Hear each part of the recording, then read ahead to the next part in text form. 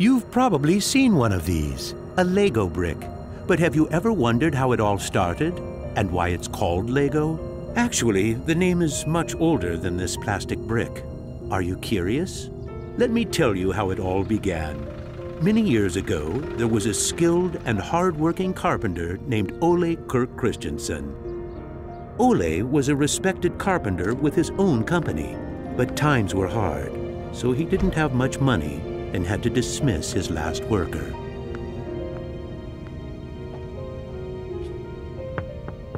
Come on in.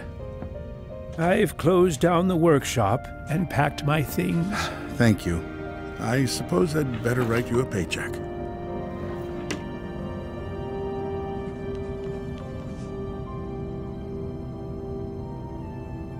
Take care.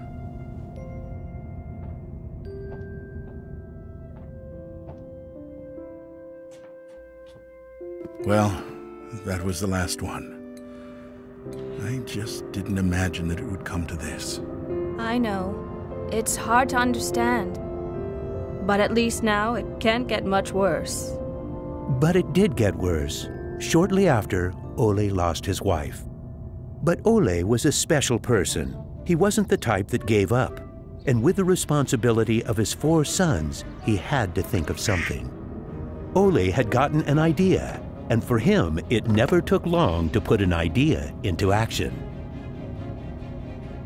Ole's little invention made his boys so happy that he thought maybe he should start making toys. Ole decided to give it a try. Luckily, he had saved up a lot of wood from the carpentry production. He could now use it to make toys. Time passed by, and even though Ole was a skilled carpenter and had a good eye for quality and detail, sales were very slow. Luckily, one of his sons, Gottfried, started helping out his dad after school.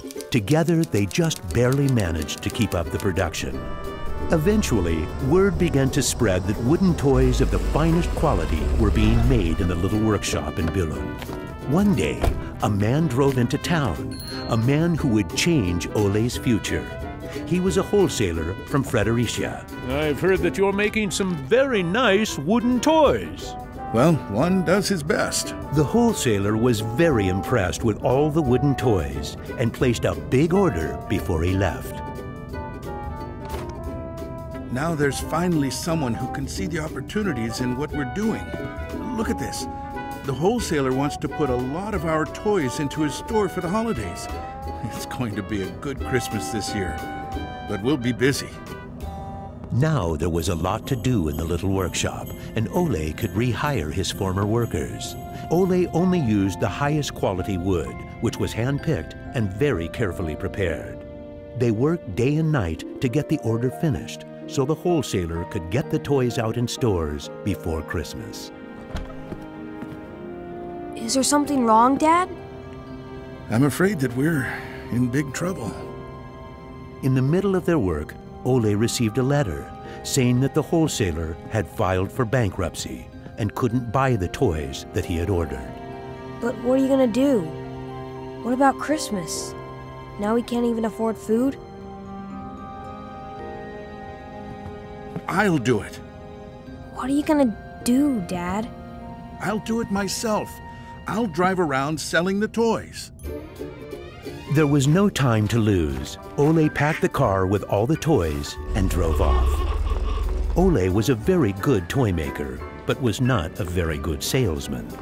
He didn't like praising himself or talking about how carefully the toys had been made. But he had to keep trying if he was going to sell anything. This is going to be a blast. Is there anything you're interested in? It looks exciting, but I don't have a lot of money right now. Maybe we could trade and call it even. Well, I would prefer money, but... In the end, he succeeded in selling all the toys. He didn't receive as much money as he had hoped, but the family managed, and they had plenty of food for Christmas. Time passed by, but the toys didn't sell as quickly as they had expected. Ole thought perhaps the company needed a good name. What should it be? It has to be a short word. I want it to convey playing well. In Danish, playing well is called leg godt. What should it be? What should it be? Yeah, if only I could get some sort of a sign.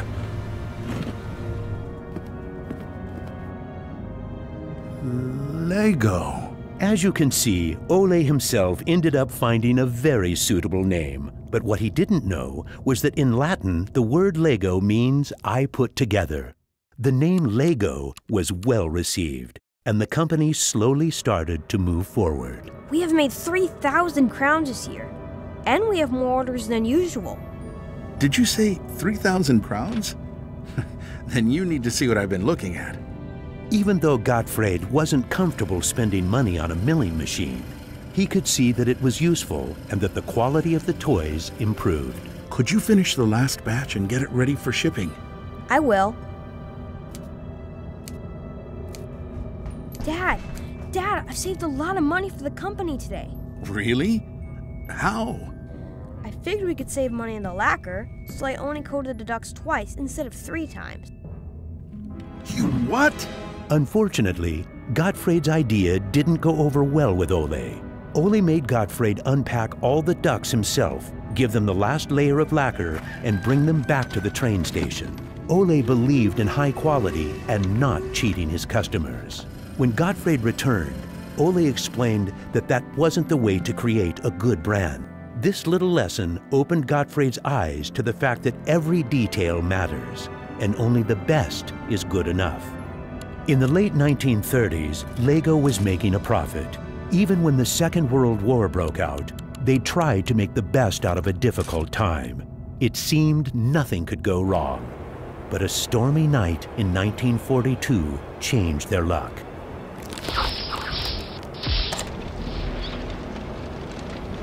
There's a fire! The workshop is on fire! But when the firemen arrived, they were unable to save the workshop. It burned to the ground, and all the drawings and models were destroyed. Ole was beginning to lose hope. All that he had worked for was gone, and he almost lost his company. But being responsible for his children and workers inspired him to rebuild Lego. A new factory was constructed. Soon the production of wooden toys started again. The little company fought its way back into the market. Gradually, the Lego factory began to run smoothly, and Ole started looking for new challenges. One day, he went to Copenhagen to look at a new machine that had just arrived in Denmark. It was a plastic molding machine, and Ole was very excited about it. Should we buy it? It sure is a good bargain, and it will give us a lot of opportunities. Well, it does sound interesting, but it is a lot of money. I'll take that as a yes. When the plastic molding machine finally arrived, Ole started making little plastic teddy bears and rattles. But he still had the plastic bricks that he had received at the fair. There was something about them that he couldn't stop thinking about. And even though no one else could see the potential in them, Ole decided to redesign and put them into production. But it was when Lego first launched the Gray Ferguson tractor that the plastic toys became a success. Unfortunately, the sales were dropping during the summer, and the company had too many toys in stock. This can't be right. Of course our products can be sold the whole year, not only for Christmas. Gottfried decided that he would go out and sell the toys himself. Gottfried brought his wife Edith as company and moral support. If you can't get cash, then we need butter and eggs. Well, it wasn't that bad. Gottfried was a success in his trip around the country, which helped Lego to get out of its financial crisis. They reached home just in time for Ole's birthday party. Ole turned 60, and the whole family was gathered to celebrate with him. Well, I guess it was a long trip around the country. Hey, I got an idea. Listen. What about a picture with the 3 generations? Everyone thought that was a good idea, and we were placed on the sofa with all the presents and flowers around us. On a business trip to England, Gottfried met the head of a big shopping center on his way home. They discussed the toy industry, and the conversation would be very important to the future of Lego. Damn this industry. I just think that toys are no good nowadays. What do you mean? I think they're working very well. Oh, they work fine, sure, but there's no system in anything. System? System? There isn't any system. What in the world are you doing, Gottfried? There isn't any system. The toys need an idea and a system built around it.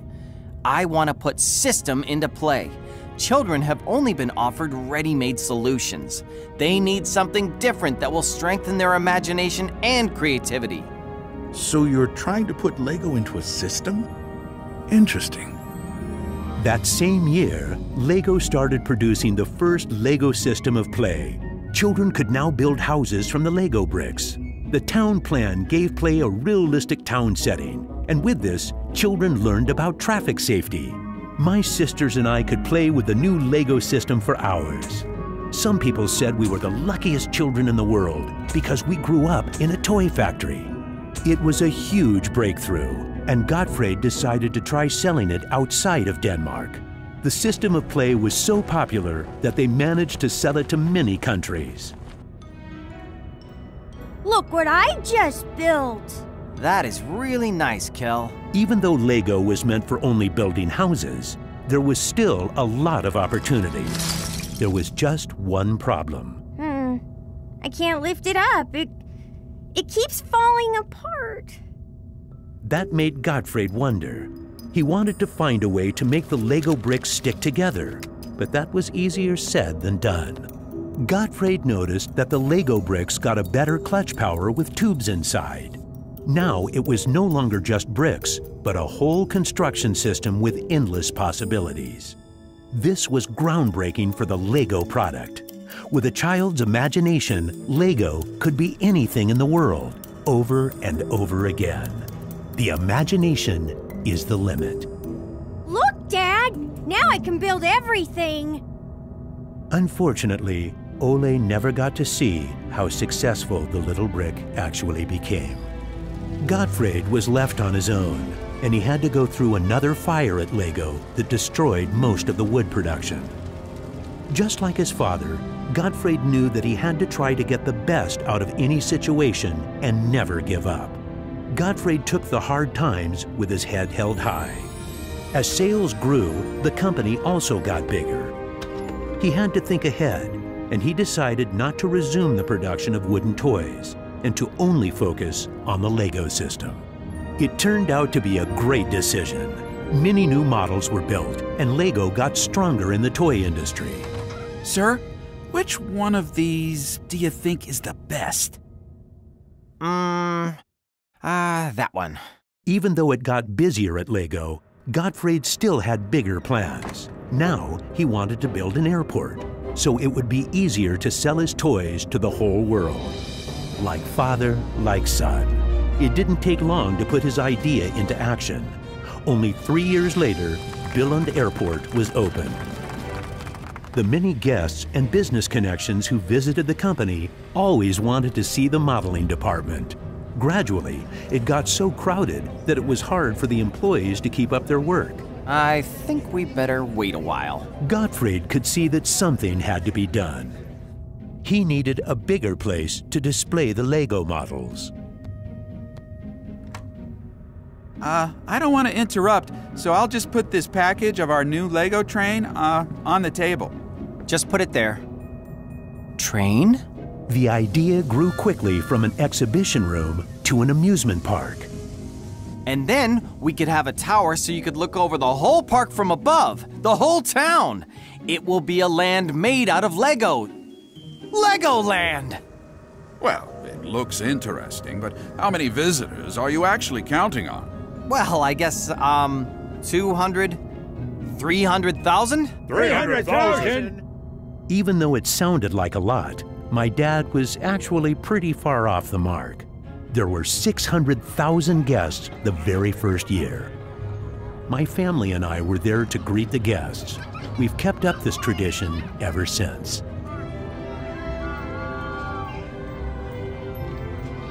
Now you know how it all began. Lego wouldn't be what it is today if it hadn't been for my grandfather's sense of quality and search for perfection. My father firmly believed in the endless possibilities of the Lego system. I seek to take the Lego idea even further, encouraging children to explore, experience, and express their own world, a world without limits. And we are still convinced that only the best is good enough, because children deserve the best.